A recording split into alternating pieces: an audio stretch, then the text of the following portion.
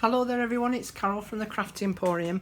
I'm just popping by today because we talked about this a little bit on my Facebook group.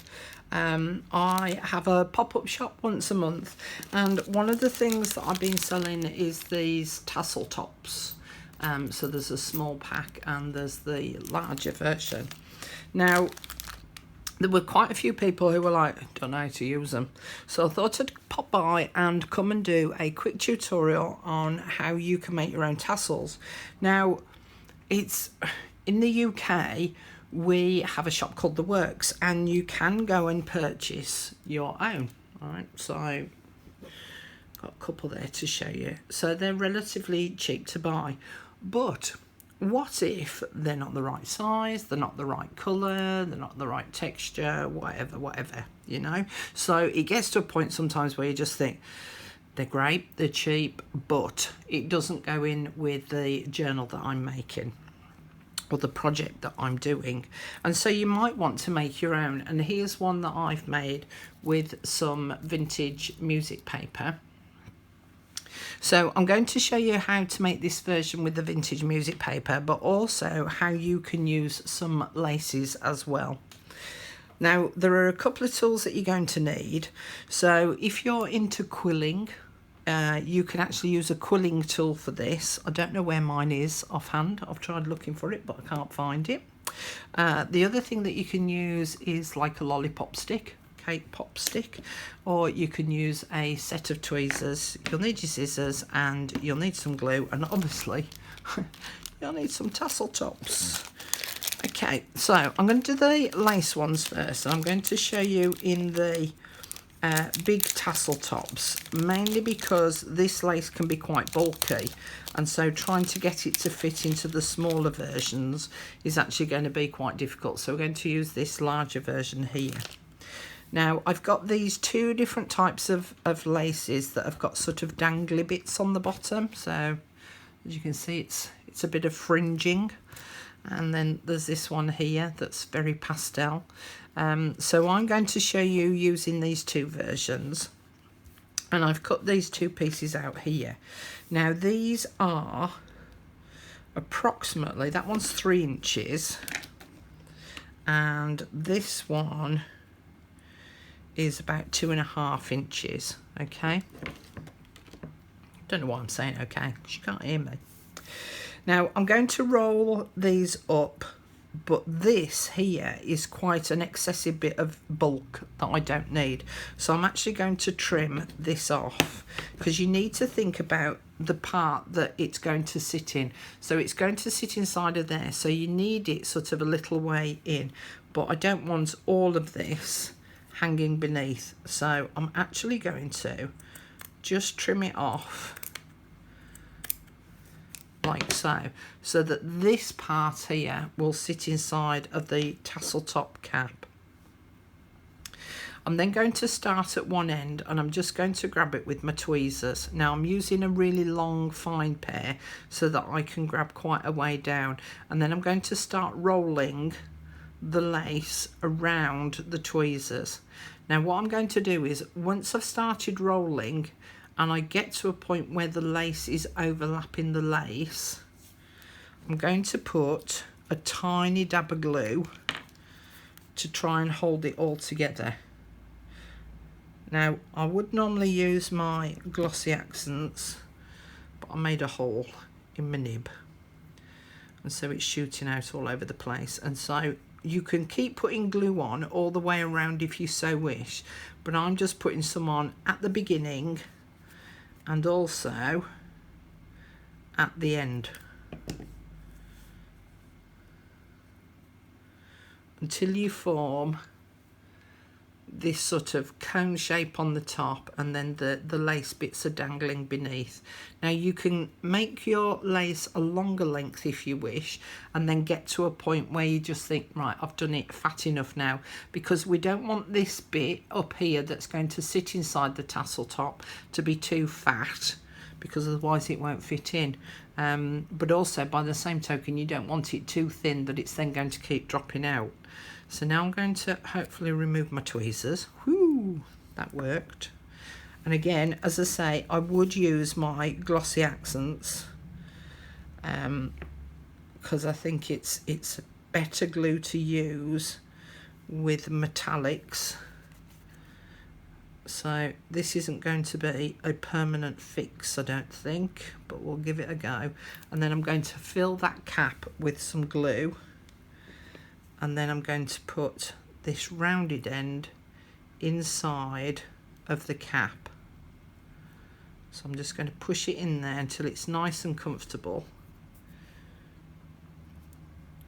and you end up with, lay it down for you, tassel. And I could tea dye this so that it goes with this brass sort of effect here, but you end up with a nice dangly tassel. So that's one. And then I'm going to do the same with this one. So I'm going to clip it at the end with my tweezers, and then I'm going to roll it round until I get to a point where the two ends of the lace start to meet, and then I'm going to put a dab of glue on the lace. Okay, so can you see that I've put some glue on there, and then I'm going to continue rolling around. And as I say, you can put glue all the way along if you so wish, but I'm just going to do it at the beginning, and then I'm going to do some at the end.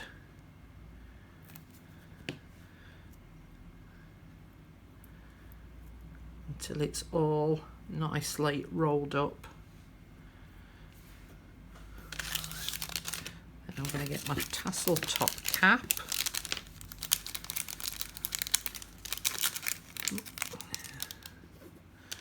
Pull my tweezers off carefully. I'm going to hold on to that, and then I'm going to put some glue inside the cap, and then put this part that I've rolled inside of the cap, so it makes this pretty little tassel here. Now, if you wanted a paper version, so you could use any type of papers that you want, but I would suggest that it needs to be fairly thin so that you can get a nice roll out of it, and also the tassel parts actually have that little bit of movement about them. If you use too fat a paper, it'll be difficult to create and to also get a nice bit of movement. So as I say, I've used this piece of vintage music paper. Now, I haven't worked out the length of it because I'm going to show you how I would sort of kind of guess how long I'm going to need it to be. But what I have done is I've earmarked this row of the music lines to chop into. And so with my scissors, and you can do this with your paper trimmer, is you want to cut about a 1/16 of an inch apart, and I'm just going to cut up to that line. Now obviously you can use a much deeper piece of paper so that you end up with a longer tassel.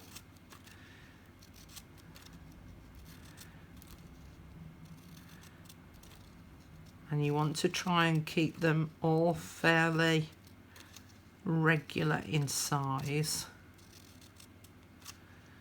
and try and keep a straight cut. So as you can see, I'm not moving the scissors, and I'm actually resting the blade, the bottom blade, on my hand, and I'm just moving the paper across slightly each time I cut into the paper itself. But you can see how far apart I'm actually cutting the paper. So as I say, it's about a 1/16 of an inch. Now I'm going to try and do it across as much as I can before it becomes too boring to watch.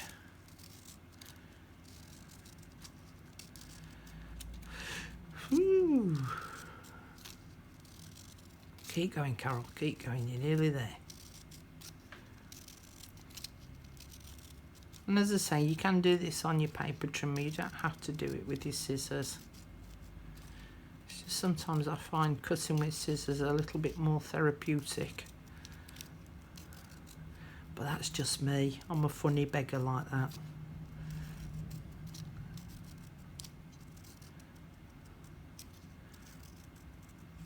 And I'm using that line of the music as my guide as to where I'm cutting up to. Right, okay, I'm going to use that as my hint to stop.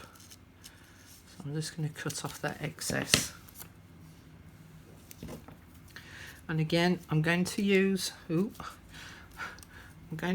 my tweezers to just grab that very end. Oh, heck, don't want to work this one. I'm just going to use my tweezers to grab this end here, and I'm going to start rolling it around.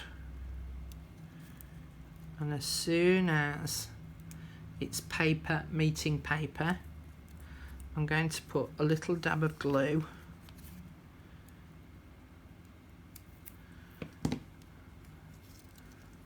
right there, so that as I continue rolling round, the paper is sticking to itself. And again, you can put glue along the whole length if you wish. Now what I'm watching for here is making sure that I'm rolling it up nice and evenly, but also I'm watching the depth of this rolled part up here so that I can see when I reach the point that I need to stop.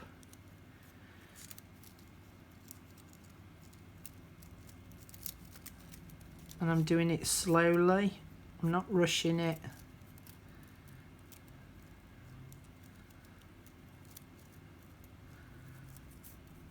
Until I get to the end, and then I'm going to put a dab of glue on the end of the paper.